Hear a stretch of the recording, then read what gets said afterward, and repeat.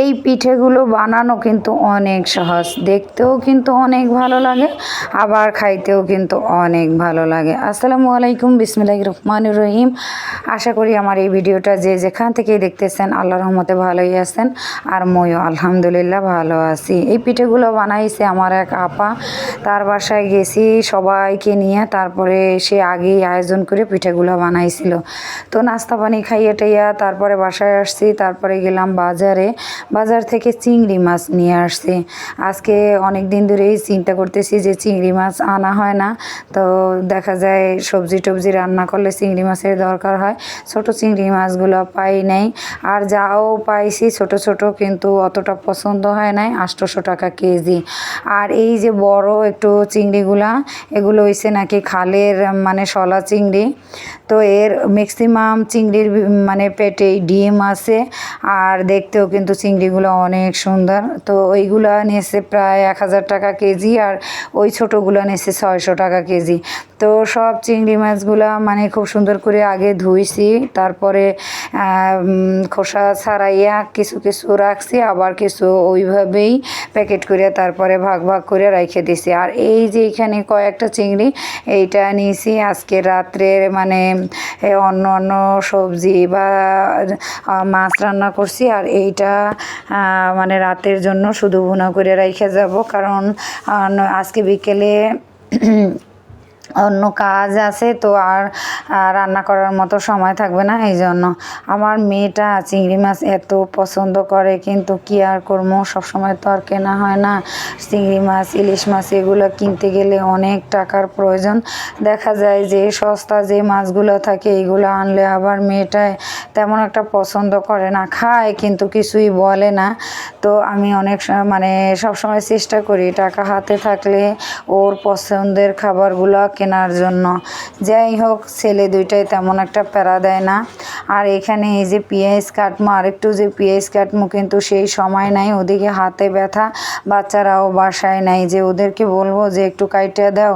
এই জন্য এখন অল্প পরিমাণে কাটছি, তারপরেও দেখা যায় এই পেঁয়াজটুকু কাটতেও আমার অনেক কষ্ট হয়েছে, যেহেতু হাতে ব্যথা। আর এত পরিমাণে হাতে ব্যথা আজকে কত দিন হয়ে গেছে, এখনও মানে সারতেছে না। আমি মানে জানতাম না যে সিমেন্ট বালু মিক্স করে তারপরে সেটা অনেকক্ষণ হাতে লাগাইলে তারপরে হাতের চামড়া এইভাবে মানে উঠা যায় বা ঠোসার মতো পড়ে।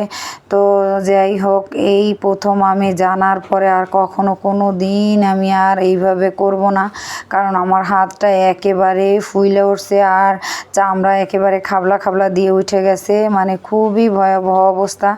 যাই হোক, তারপরও একটু এখন আগের থেকে তুলনামূলকভাবে অনেকটা কম, শুকুর আলহামদুলিল্লাহ, আল্লাহর কাছে হাজার শুকরিয়া। তারপরেও অনেক মানে ব্যথা ছিল, 2-3 দিন যাবৎ হাত দিয়ে একেবারে ভাতেই খাইতে পারি নাই। বড় ছেলেটা মাখাইয়া তারপরে 3 বেলা ভাতেই খাওয়াই দিয়েছে। এখন আজকে একটু অনেকটা পরিমাণে মানে টান ধরছে, অনেকটা আগের থেকে অনেক মানে তুলনামূলকভাবে অনেকটাই কম। যাই হোক, আজকে বেশি কিছু রান্না করবো না, এই চিংড়ি মাছ ভুনা করব, আর কালকের তরকারি আছে, সাথে একটু ডাল রান্না করছি, এই দিয়েই হয়ে যাবে। কারণ যেহেতু সময় পাচ্ছি না, ঈদ আর এই কোরবানির সময়টা আসলে আমার এত পরিমাণে কাজ থাকে, একটু যে ঠিকমতো রান্না করবো সেই সময়টাও আমার থাকে না। কি আর করবো, কিছুই করার নাই, কাজ আসলে আর ফেরত দিতে পারি না। এত চিন্তা করি যে ঈদের 2-1 দিন আগ থেকেই আমি আর কাজ করবো না, আর নিব না, কিন্তু যখন কেউ আসে তখন তাকে আর ফেরত দিতে পারি না।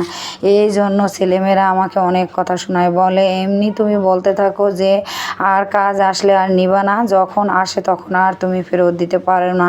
তো কী করবো বলেন, এই কাজটা আমার এমন নেশা এবং পেশা দোনোটাই এমনভাবে কাজ করে, যখন কেউ আসে মানে জামা নিয়ে বানাবার জন্য, আমার আর ওই হুঁশ থাকে না যে আমি আর নিতে পারবো না, বা যতটুকু নেওয়ার অতটুকু তো আমি নিয়েছি, আর নিলে বেশি চাপ পড়ে যাবে ওইটা আর আমার মনে থাকে না।